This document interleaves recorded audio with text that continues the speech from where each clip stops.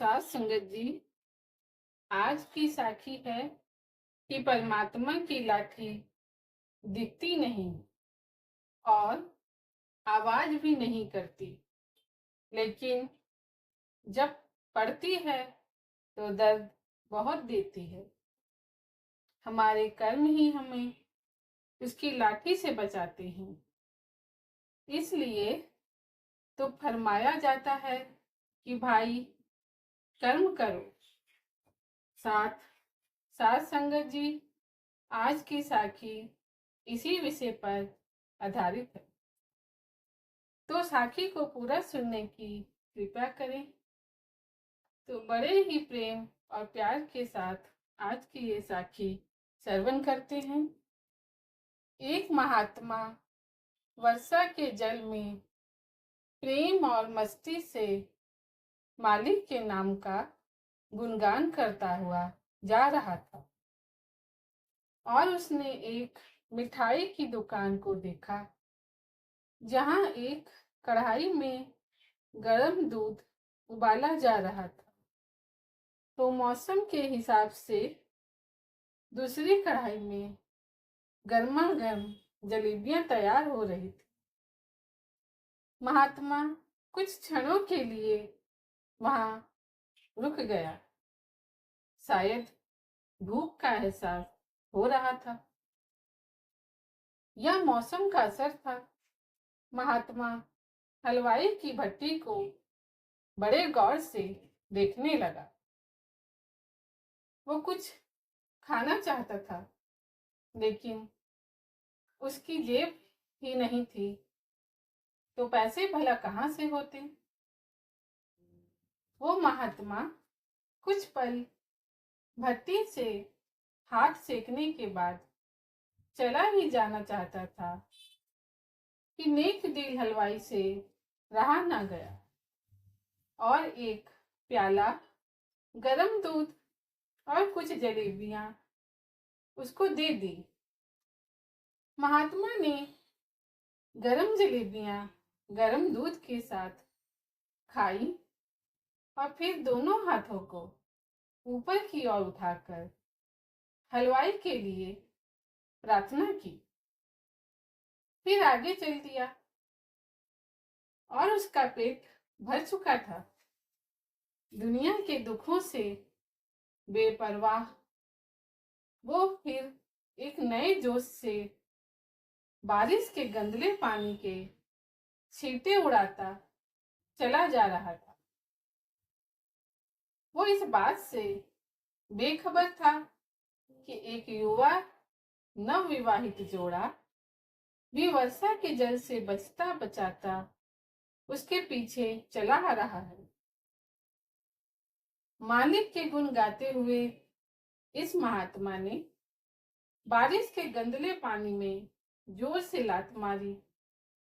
बारिश का पानी उड़ता हुआ सीधा पीछे आने वाली युवती के कपड़ों को भिगो गया। उस औरत के कीमती कपड़े कीचड़ से लथपथ हो गए।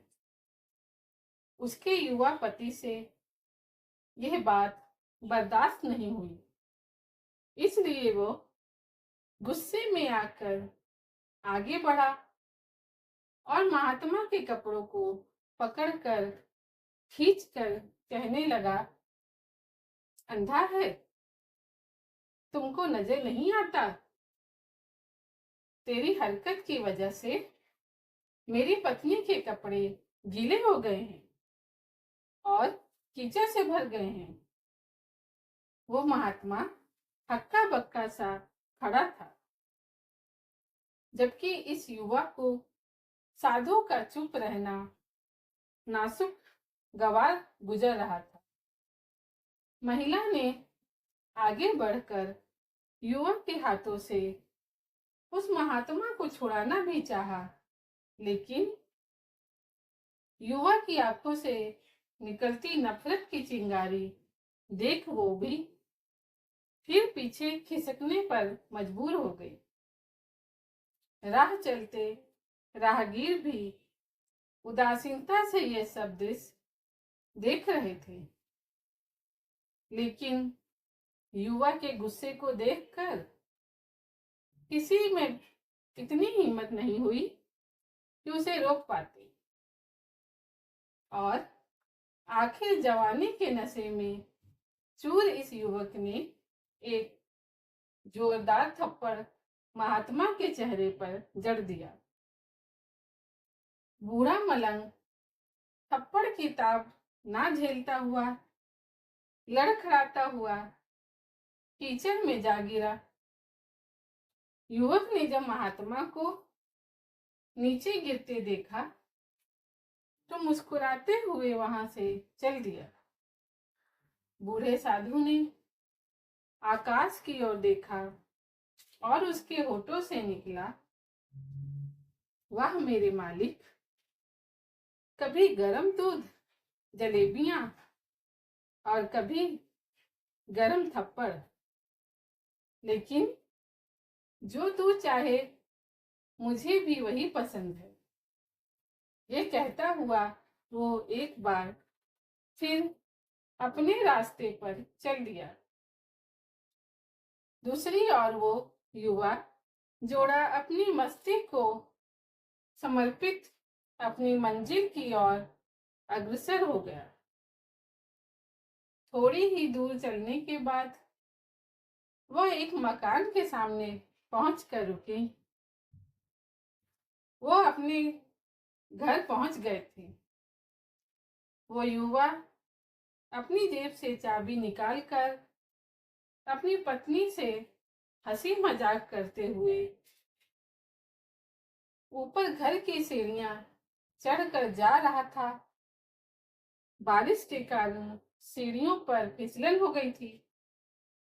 अचानक युवा का पैर फिसल गया और वह सीढ़ियों से नीचे गिरने लगा।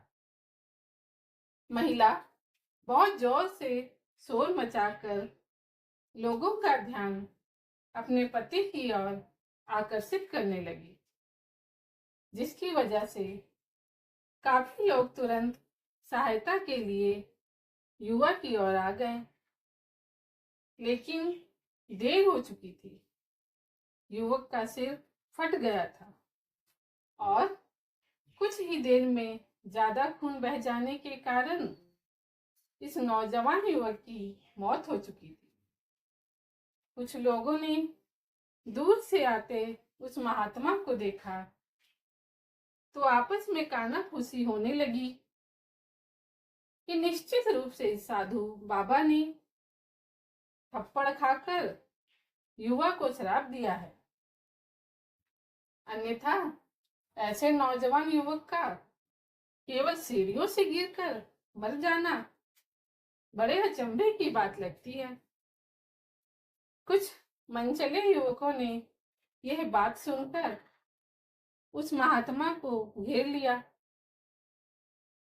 एक युवक कहने लगा कि आप कैसे परमात्मा के भक्त हैं जो केवल एक थप्पड़ के कारण युवा को श्राप दे बैठे।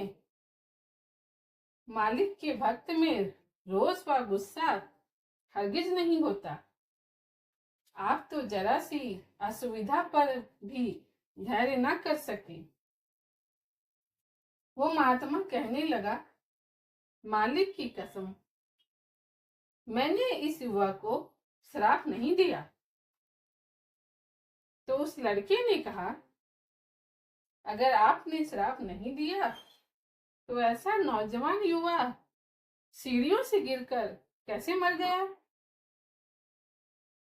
तब उस महात्मा ने लोगों से एक अनोखा सवाल किया कि आप में से कोई सब घटना का चश्मदीद गवाह मौजूद है?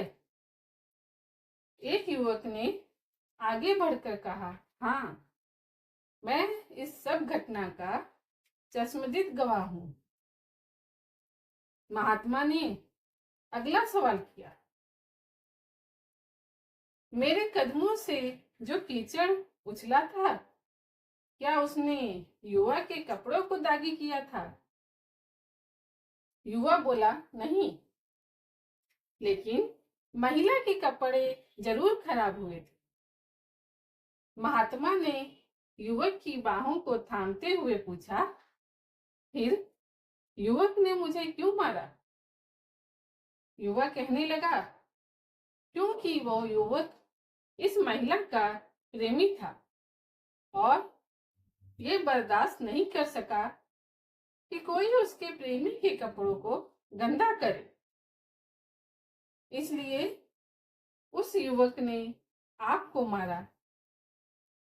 युवक की बात सुनकर वो महात्मा ने एक जोरदार ठहाका बुलंद किया और कहा कि मैंने आज तक किसी को श्राप नहीं दिया, लेकिन कोई है जो मुझसे प्रेम रखता है।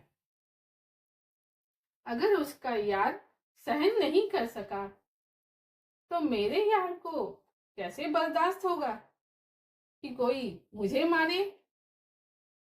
और वो मेरा यार इतना शक्तिशाली है कि दुनिया का बड़े से बड़ा राजा भी उसकी लाठी से डरता है। साथ संगत जी, इस साखी से हमें भी यही सीख मिलती है कि सच में उस परमात्मा की लाठी दिखती नहीं है और आवाज भी नहीं करती, लेकिन जब पड़ती है तो बहुत दर्द देती है। हमारे कर्म ही हमें उसकी लाठी से बचा सकते हैं। बस हमारे कर्म अच्छे होने चाहिए। साथ संगत जी, इसी के साथ हम आपसे इजाजत लेते हैं। आगे मिलेंगे एक नई साखी के साथ। अगर आपको ये साखी अच्छी लगी हो तो इसे और संगत के साथ शेयर जरूर करिएगा। धन्यवाद।